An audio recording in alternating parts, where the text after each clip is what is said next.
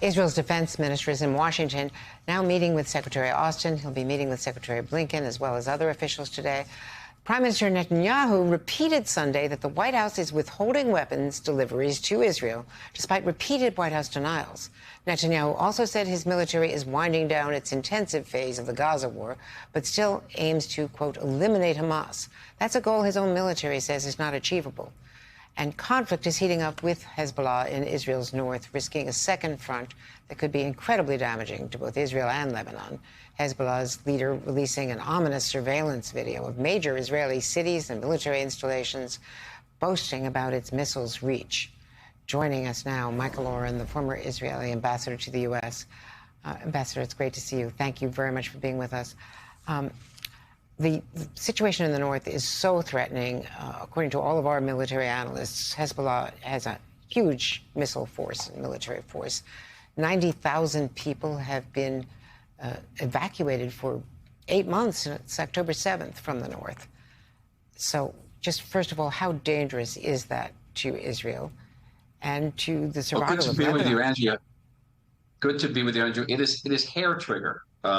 Yeah. I'm talking to you from en route to Washington. About a week and a half ago, I brought the first delegation of Israeli displaced people, 9 housewives from the north who've been out of their houses now for 8 months, 3 kids in one room with rockets going over their heads every night. And it hasn't really been covered in this country, but it's essential because a war with Hezbollah would be 10 times at least as large and damaging as the war with Hamas. As you mentioned, Hezbollah has a missile force of between 150 and 170,000 rockets. These are bigger rockets than anything in Hamas's arsenal. They're longer range. They're far more accurate. Just in terms of the fighting force, Hezbollah is 3 to 4 times that of Hamas. And Hezbollah terrorists have been killing Syrians for about a half a decade. So they're very adept at that. Extremely dangerous, and the assumption is that a war with Hezbollah, Iran would join in, Iranian-backed Shiite militias in Iraq. Even the Houthi rebels can fire missiles from Yemen that could hit Israel. So it's a degree, a scale of warfare that hasn't been witnessed in the Middle East in generations. And it's really at a hair-trigger situation in which Hezbollah says it won't accept a ceasefire unless Hamas accepts a ceasefire, and Hamas rejects the ceasefire. Now, I know the State Department and the Special Envoy, Hochstein, have been trying so hard to prevent this from happening. So at the same time, it's a little bit hard to understand why Prime Minister Netanyahu is amplifying his dispute with the White House. The administration has been paying a high political price for its support for Israel, its embrace of Israel. Widespread resignations in the State Department, protests at campaign stops, the poll numbers all showing this. The State Department only stopped delivery temporarily on 2,000-pound bombs that may have been used against civilian areas in violation of U.S. law. So talk to me about, why Netanyahu would be doing this. We all assume here in the States and also in Israel by his critics that this is for domestic political reasons. So I'm not his spokesman, Andrea, and I'm not in government right now. I assume something of the order of during the first months of the war, between October and December, President Biden sort of get an end run around Congress. Usually when you supply arms to another country, even in allied countries like Israel, has to go through all sorts of approval processes. And President Biden simply went around those processes and rushed arms to Israel. By December, those processes were back in form, and that caused certain delays. That's my best reading of this. And so both sides can say, Prime Minister Netanyahu can say there's been a delay, and in the State Department and in the White House they say there's no delay.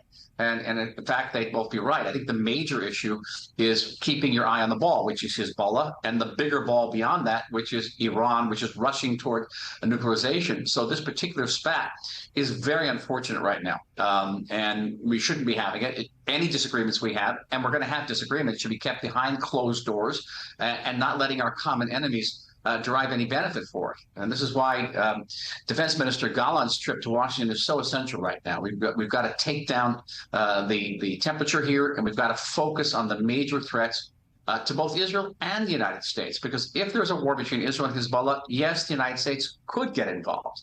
And if there is an Iranian nuclear rush to militarization, to weaponization, that changes the entire balance of power, not just in the Middle East, but throughout the entire world. Keep in mind, Iran is an ally of Russia and in China. So we have paramount strategic interests what we share in common, and we have to get on the same page. Understand, and very good points there, Ambassador Warren, and that's one of the reasons why right after October 7th, the U.S. sent a carrier group there to send that message to Iran. And hopefully it's true. It's going to work. The carriers are coming back now. There's 2 carriers now. And it's very important, I think, there's a personal opinion, that the United States put some teeth into don't. Do you remember what the president said back in October, directed it to Iran and Hezbollah, said, don't dare attack Israel while Israel's engaged in Gaza. It would be very good if the United States sent a message, an unequivocal message to Iran and Hezbollah, don't, but with teeth. We're serious about it, and we're there not just to make a show of naval, power, but to actually prevent a regional war from erupting. Ambassador Warren, as always, great context from you. We appreciate your experience. Thank you very much. Thank you very much. Hey there, MSNBC fans. I'm Luke Russert, and be sure to join me, Rachel Maddow, Jen Psaki, Lawrence O'Donnell, Steve Kornacki, Joy Reid, and many more September 7th in Brooklyn, MSNBC Live Democracy 2024. Click on the link for ticket information. We will see you there.